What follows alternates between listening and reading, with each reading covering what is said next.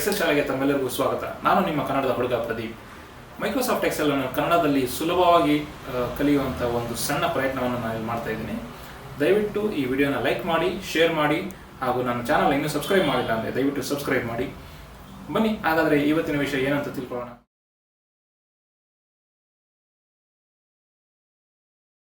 ನಮಸ್ಕಾರ ಸ್ನೇಹಿತರೆ, ಇವತ್ತಿನ ವಿಡಿಯೋದಲ್ಲಿ ನಾನು ನಿಮಗೆ ಇನ್ಫೋ ಟ್ಯಾಬ್ ಬಗ್ಗೆ ಡೀಟೇಲ್ ಆಗಿ ವಾಕ್ ಥ್ರೂನ ಕೊಡ್ತಾ ಇದ್ದೀನಿ. ಇನ್ಫೋ ಟ್ಯಾಬ್ ಅನ್ನೋದು ಎಲ್ಲಿರುತ್ತೆ ಮತ್ತು ಅದನ್ನು ಹೇಗೆ ವರ್ಕ್ ಆಗುತ್ತೆ, ಅದು ನಮಗೆ ಯಾವ ತರ ಉಪಯೋಗ ಆಗುತ್ತೆ ಅನ್ನೋದು ಈ ವಿಡಿಯೋನಲ್ಲಿ ನಾನು ನಿಮಗೆ ಡೀಟೇಲ್ ಆಗಿ ತಿಳಿಸ್ಕೊಡ್ತೀನಿ. ನೋಡಿ, ಇನ್ಫೋ ಟ್ಯಾಬ್ ಅನ್ನೋದು ನೀವು ಫೈಲ್ ಮೆನು ಹೋದಾಗ ಇಲ್ಲಿ ಲೆಫ್ಟ್ ಸೈಡ್ ಅಲ್ಲಿ ಇನ್ಫೋ ಅಂತ ಕಾಣಿಸುತ್ತೆ. ಇದನ್ನ ನೀವು ಕ್ಲಿಕ್ ಮಾಡಿದ್ರೆ ನೋಡಿ, ಇಲ್ಲಿ ಕಾಣಿಸುತ್ತಲ್ಲ, ಇದೇ ನಿಮಗೆ ಇನ್ಫೋ ಟ್ಯಾಬ್ ಅಂತ.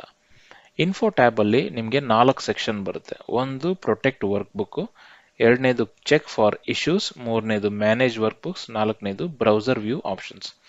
ಮೊದಲನೇದು ನಾವು ಇಲ್ಲಿ ಎಕ್ಸ್ಪ್ಲೋರ್ ಮಾಡ್ತಾ ಹೋಗೋಣ. ಪ್ರೊಟೆಕ್ಟ್ ವರ್ಕ್ ಬುಕ್ ಅಲ್ಲಿ ನಿಮಗೆ ಮತ್ತೆ ಸಬ್ ಮೆನು ಸಿಗುತ್ತೆ ನೋಡಿ. ಆಲ್ವೇಸ್ ಓಪನ್ ರೀಡ್ ಓನ್ಲಿ ಅಂತ, encrypt with password, protect current sheet, protect workbook structure, add digital signature ಮತ್ತು ಮಾರ್ಕ್ ಆಸ್ ಫೈನಲ್ ಅಂತ. ನೋಡಿ, always read only, open read only ಅಂತ ನೀವು ಇದನ್ನೇನಾದ್ರೂ ಎಕ್ಸೆಲ್ ವರ್ಕ್ ಬುಕ್ ನ ನೀವು ಮಾರ್ಕ್ ಮಾಡಿದ್ರೆ ಇದು ಹೇಗೆ ಯೂಸ್ ಆಗುತ್ತೆ ಅಂತಂದ್ರೆ, ನೋಡಿ ಇಲ್ಲಿ ಕೊಟ್ಟಿದ್ದಾರೆ, prevent accidental changes by asking readers to opt in to editing. For example, ನೀವು ಯಾವುದೋ ಒಂದು ಇಂಪಾರ್ಟೆಂಟ್ ಡಾಕ್ಯುಮೆಂಟ್ ಬರ್ದಿದ್ದೀರಾ, ಬೈ ಮಿಸ್ಟೇಕ್ ಯಾರೋ ಇದನ್ನ ಓಪನ್ ಮಾಡಿದ ತಕ್ಷಣ ಎಡಿಟ್ ಮಾಡಿ ಸೇವ್ ಮಾಡಿಬಿಟ್ರು ಅಂತಂದ್ರೆ ನಿಮ್ಮ ಇಂಪಾರ್ಟೆಂಟ್ ಡಾಕ್ಯುಮೆಂಟು ಅದು ಓವರ್ ರೈಟ್ ಆಗಿಬಿಡುತ್ತೆ. ಆ ಥರ ಆಕ್ಸಿಡೆಂಟಲ್ ಆಗಿ ಯಾರು ಚೇಂಜ್ ಮಾಡಬಾರ್ದು ಅಂತಂದ್ರೆ ಇದು ಆಲ್ವೇಸ್ ರೀಡ್ ಓನ್ಲಿ ಅಂತ ನೀವು ಓಪನ್ ಮಾಡ್ಬೋದು. ಅವಾಗ ಏನಾಗುತ್ತೆ ಅಂತಂದ್ರೆ, ಯಾರಾದ್ರೂ ಬೈ ಮಿಸ್ಟೇಕ್ ಏನಾದ್ರು ಆಡ್ ಮಾಡಿದ್ರು ಕೂಡ, ಓವರ್ ರೈಟ್ ಮಾಡಿದಾಗ್ಲೂ ಕೂಡ ಸೇವ್ ಮಾಡಿದ್ರೆ ಅದು ಸೇವ್ ಆಗೋದಿಲ್ಲ, ಸೇವ್ ಆಸ್ ಅಂತ ಹೋಗುತ್ತೆ. ಅರ್ಥ ಆಯ್ತಲ್ಲ. ಎರಡನೇದು ಬಂದ್ಬಿಟ್ಟು ನಿಮಗೆ ಎನ್ಕ್ರಿಪ್ಟ್ ವಿತ್ ಪಾಸ್ವರ್ಡ್. ಈ ಪಾಸ್ವರ್ಡ್ ಹೇಗೆ ಕೊಡೋದು ಅಂತಂದ್ರೆ, ಫೈಲ್ ಓಪನ್ ಮಾಡಬೇಕಾದ್ರೆ ನೀವು ಏನಾದ್ರೂ ಪಾಸ್ವರ್ಡ್ ಕೊಡ್ಬೋದು. ಒಂದು ತುಂಬಾ ಇಂಪಾರ್ಟೆಂಟ್ ವಿಷಯ ಈ ಎನ್ಕ್ರಿಪ್ಟ್ ಪಾಸ್ವರ್ಡ್ ಅಲ್ಲಿ ಏನು ಅಂತಂದ್ರೆ, ನೀವು ಕೊಡುವಂತ ಪಾಸ್ವರ್ಡ್ ಮರ್ತೋದ್ರೆ ಈ ಎಕ್ಸೆಲ್ ವರ್ಕ್ ಬುಕ್ ನ ರಿಕವರ್ ಮಾಡೋದು ತುಂಬಾನೇ ಕಷ್ಟ. ಅದಕ್ಕೆ ಸ್ಪೆಷಲೈಸ್ಡ್ ಸಾಫ್ಟ್ವೇರ್ಸ್ ನ ಬಳಸಿ ತುಂಬಾನೇ ದುಡ್ಡು ಪೇ ಮಾಡಿ ಥರ್ಡ್ ಪಾರ್ಟಿಯಿಂದ ನೀವು ರಿಕವರ್ ಮಾಡ್ಕೊಳೋ ಚಾನ್ಸಸ್ ಸಿಗಬಹುದು. ದಯವಿಟ್ಟು ಈ ಪಾಸ್ವರ್ಡ್ ಕೊಡೋಕೆ ಮುಂಚೆ ನೀವು ಪಾಸ್ವರ್ಡ್ ನ ಬರ್ದಿಟ್ಕೊಳ್ಳಿ, ಅಥವಾ ನಿಮ್ಗೆ ಈಸಿಯಾಗಿ ನೆನಪಿಟ್ಕೊಳ್ಳುವಂತ ಪಾಸ್ವರ್ಡ್ ಮಾತ್ರ ಇದಕ್ಕೆ ಕೊಡಿ. ಇಲ್ಲ ಅಂದ್ರೆ ನಿಮ್ಮ ಎಂಟೈರ್ ವರ್ಕ್ ಬುಕ್ ಡೇಟಾ ನಿಮ್ಗೆ ಸಿಗೋದಿಲ್ಲ. ಅರ್ಥಾಯ್ತಲ್ಲ. ಮುಂದಿನ ಫೀಚರ್ ಯಾವ್ದಪ್ಪ ಅಂತಂದ್ರೆ ಪ್ರೊಟೆಕ್ಟ್ ಕರೆಂಟ್ ಶೀಟ್. ಇದು ನಿಮಗೆ ಶೀಟ್ ಪ್ರೊಟೆಕ್ಷನ್. ನೀವು ಯಾವ ಶೀಟ್ ಅಲ್ಲಿ ಇದ್ರೋ ಆ ಶೀಟ್ ನೀವು ಪ್ರೊಟೆಕ್ಟ್ ಮಾಡಬಹುದು. ಇದು ನಾರ್ಮಲ್ ಆಗಿ ನೀವು ಎಕ್ಸೆಲ್ ಬೇರೆ ಮೆನ್ಯೂಸ್ ಇಂದ ಕೂಡ ನೀವು ಪ್ರೊಟೆಕ್ಟ್ ಮಾಡಬಹುದು.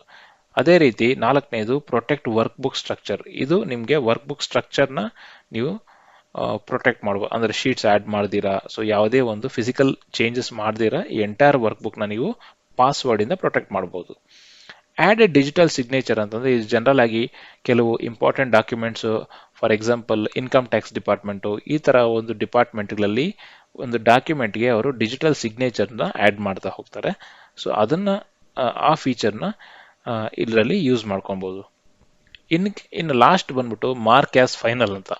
ಮಾರ್ಕ್ ಆಸ್ ಫೈನಲ್ ಅಂತಂದ್ರೆ, ಫಾರ್ ಎಕ್ಸಾಂಪಲ್ ಈಗ ಒಂದು ಟೀಮ್ ಅಲ್ಲಿ ಇದು ಮಲ್ಟಿಪಲ್ ರಿವ್ಯೂಸ್ ಆಗ್ತಾ ಇರುತ್ತೆ. ಈ ಒಂದು ಡಾಕ್ಯುಮೆಂಟ್ ಫೈನಲ್ ಆಗಿ ಈ ನೀವು ಬಿಡುಗಡೆ ಮಾಡ್ತಾ ಇರುವಂತಹ ವರ್ಷನ್ ಅದೇ ಫೈನಲ್ ವರ್ಷನ್ ಅಂತ ನಿಮ್ಗೆ ಅನ್ಸಿದ್ರೆ ಆ ಡಾಕ್ಯುಮೆಂಟ್ ನ ನೀವು ಮಾರ್ಕ್ ಆಸ್ ಫೈನಲ್ ಅಂತ ನೀವು ಟ್ಯಾಗ್ ಮಾಡಬಹುದು.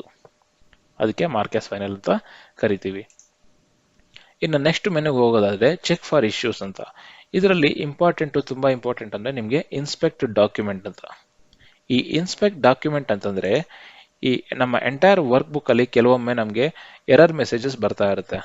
ಈ ಡಾಕ್ಯುಮೆಂಟ್ ಅಲ್ಲಿ ಏನೋ ಒಂದು ಪ್ರಾಪರ್ಟೀಸ್ ಡ್ಯಾಮೇಜ್ ಆಗಿದೆ ಅಥವಾ ಹಿಡನ್ ಏನಾದ್ರು ಇದೆ ಅಂತ.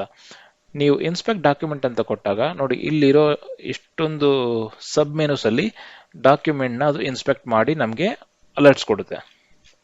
ನೋಡಿ, ಇದರಲ್ಲಿ ನಾನು ಇನ್ಸ್ಪೆಕ್ಟ್ ಡಾಕ್ಯುಮೆಂಟ್ ಅಂತ ಕೊಡ್ತೀನಿ.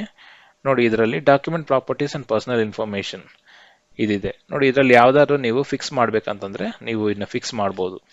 ಯಾವುದೇ ಇಶ್ಯೂಸ್ ಇದ್ರು ಕೂಡ ನಿಮ್ಗೆ ಇಲ್ಲಿ ಹೈಲೈಟ್ ಆಗುತ್ತೆ. ಓಕೆ. ಅದಾದ ನಂತರ ಮೂರನೇದು ಮ್ಯಾನೇಜ್ ವರ್ಕ್ ಬುಕ್ಸ್ ಅಂತ. ಈ ಹಿಂದಿನ ವಿಡಿಯೋದಲ್ಲಿ ನಾನು ಹೇಳಿದ್ದೆ, ಅಕಸ್ಮಾತ್ ಆಗಿ ಎಕ್ಸೆಲ್ ಇಂಟರಪ್ಟ್ ಆಗಿ ಮಧ್ಯದಲ್ಲಿ ಸ್ಟಾಪ್ ಆಗಿದ್ರೆ ಆ ರಿಕವರಿ ಆಗಿರುವಂತಹ ವರ್ಕ್ ಬುಕ್ಸ್ ಎಲ್ಲಿ ಸೇವ್ ಆಗಿರುತ್ತೆ ಅಂತ. ಆ ವರ್ಕ್ ಬುಕ್ಸ್ ನ ನೀವು ಐಡೆಂಟಿಫೈ ಮಾಡಬೇಕು ಅಂತಂದ್ರೆ ಇಲ್ಲಿ ಹೋಗ್ಬಿಟ್ಟು ರಿಕವರ್ ಅನ್ಸೇವ್ಡ್ ವರ್ಕ್ ಬುಕ್ಸ್ ಅಂತ ಕೊಟ್ರೆ ಆ ರಿಕವರ್ ಆಗಿರುವಂತಹ ವರ್ಕ್ ಬುಕ್ಸ್ ಯಾವ ಪಾತ್ ಅಲ್ಲಿ ಇದೆಯೋ ಆ ಪಾತ್ ನಿಮ್ಗೆ ಕಾಣಿಸುತ್ತೆ. ಸೊ ಇಲ್ಲಿಂದ ನೀವು ಲಾಸ್ಟ್ ಸೇವ್ಡ್ ವರ್ಷನ್ ಏನಿದೆ ಅದನ್ನ ನೀವು ಇಲ್ಲಿಂದ ರಿಕವರ್ ಮಾಡ್ಕೊಬಹುದು. ಗೊತ್ತಾಯ್ತಲ್ಲ. ಮತ್ತೆ ಇನ್ಫೋ ಟ್ಯಾಬ್ ಅಲ್ಲಿ ನಮಗೆ ಲಾಸ್ಟ್ ಬಂದ್ಬಿಟ್ಟು ಬ್ರೌಸರ್ ವ್ಯೂ ಆಪ್ಷನ್ಸ್ ಅಂತ ನೋಡಿ. ಇದರಲ್ಲಿ ನಾವು ಆನ್ಲೈನ್ ಅಲ್ಲಿ ಎಕ್ಸೆಲ್ ನ ಓಪನ್ ಮಾಡಿದಾಗ ಬೈ ಡಿಫಾಲ್ಟ್ ಏನಂದ್ರೆ ಎಂಟೈರ್ ವರ್ಕ್ ಬುಕ್ ಓಪನ್ ಆಗುತ್ತೆ.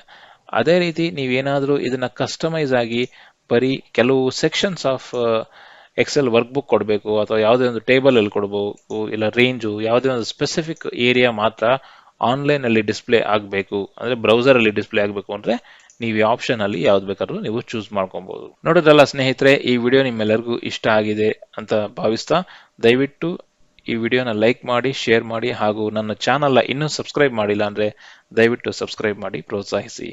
ಧನ್ಯವಾದಗಳು.